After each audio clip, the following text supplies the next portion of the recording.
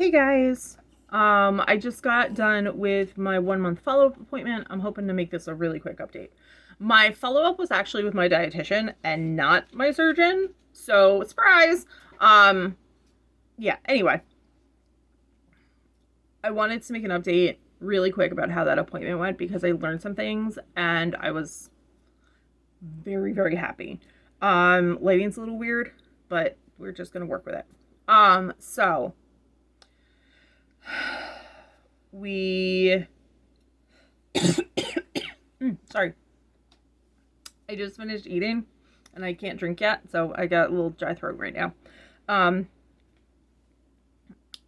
I learned something about my program that I did not know. Probably one because I never asked, but it's a little bit my fault. Um my program is only concerned about your water intake, your protein intake, your fiber intake, and your exercise. They are not concerned with fat or carbs or any other little micro things. Oh, they do care about your vitamins too. Like, anyway, food related. Um, as long as I'm meeting my protein goals and everything, like, cool. Like, I don't have to worry about tracking how many carbs, net carbs, fat, or anything like that. Which is so fucking amazing. I told my dietitian, I thanked her so many times in this 30-minute visit because I was like, oh my God, I don't have to worry about like tracking or weighing or meal planning around all of those other factors. Hallelujah. Hallelujah. Because I'll be honest, one of the reasons I stopped dieting years ago was because I was so fucking sick and tired of weighing everything, tracking everything, meal planning around all those different macros. Like when I did keto, it was so mentally exhausting and fucking time consuming too. Like it was, oh my God, I am just so blown away that I don't have to deal with that and, like, for lack of a better term, answer to them about the number of carbs I'm getting. That's amazing. Like when I told her I was having mozzarella cheese sticks, she didn't even ask, are they the regular kind or the part skim? She didn't ask. So that is up to me to decide, which I love. Like I have looked at labels and everything to decide like which one is better. To me, regular whole milk cheese sticks, the difference between the whole milk and the skim is 1 gram of fat. So for me, that's not worth, like I prefer the whole milk. I also don't have to worry about calories. Because she said, your stomach is only so big. So if you're focusing on these big things that we want you to focus on, there's literally no room for other things. So I love that. I absolutely love that. She's like, every bite counts. And yeah, I mean, that's why I've been doing what I've been doing. I told her, like, throughout the day, like, it's always like protein meals. If I hit my protein goal earlier in the day than before, like the last time I eat, then all the meals after that are fiber meals. I've got a thing of overcooked broccoli in the fridge right now, so that when I get to the fiber phase of my day, essentially I just pull it out and I just start eating it. And then I just stop when I'm full. I don't track it because it's not protein. I don't have to track it. And I go about my day. She laughed and she's like, yeah, that makes sense. That's pretty, that's a good strategy right now early on. But now that my stomach is slowly increasing in size and everything, she does want me to like even it out, like have protein and fiber throughout your day together. And it will help satiate you and keep you fuller longer. Like, okay. I see you, Nancy. I see you. So I am so extremely glad I don't have to do any of that stuff.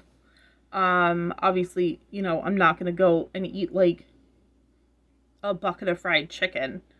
So, but it's just, it is such a weight lifted off my shoulders because I like to plan things out and I have not been given any strict nutrition guidelines for the different phases like other people in other programs around the world have been given. And I'm just like sitting here getting antsy, like I need to plan the rest of my food life.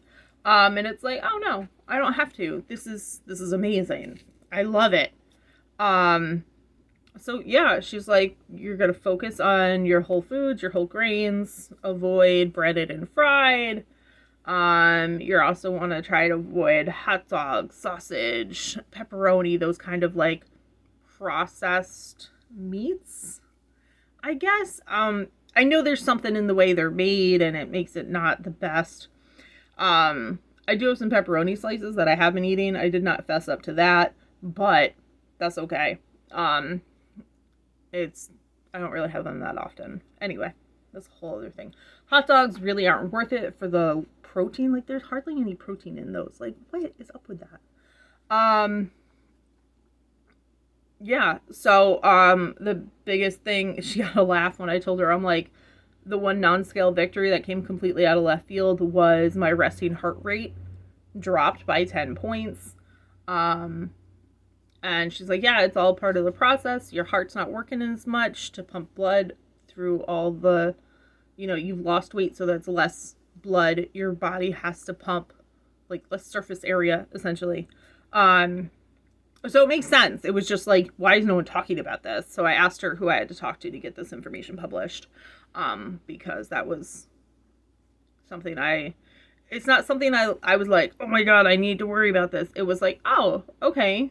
I know resting heart rate is like a factor. It's like a health point in the world. So I was just told her I was just flabbergasted about it. So, yeah, so that's where we're at. I'm thinking based on how this conversation went, there might not actually be like a doctor recommended goal weight. And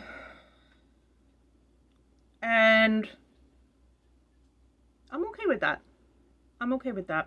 So I don't have this external pressure to like get down to like 125 pounds or whatever they would deem. I mean, I'm 5'5", so I've had a kid. Honestly, if I get down to 150, I might be happy there.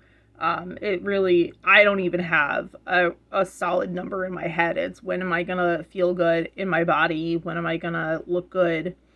That kind of stuff. So, yeah. Okay, so that is all for this quick little update. I'm very excited that I have all of that nutrition pressure off of me and I can just focus on those few markers. So, yay! Yeah, so guys, I will talk to you later.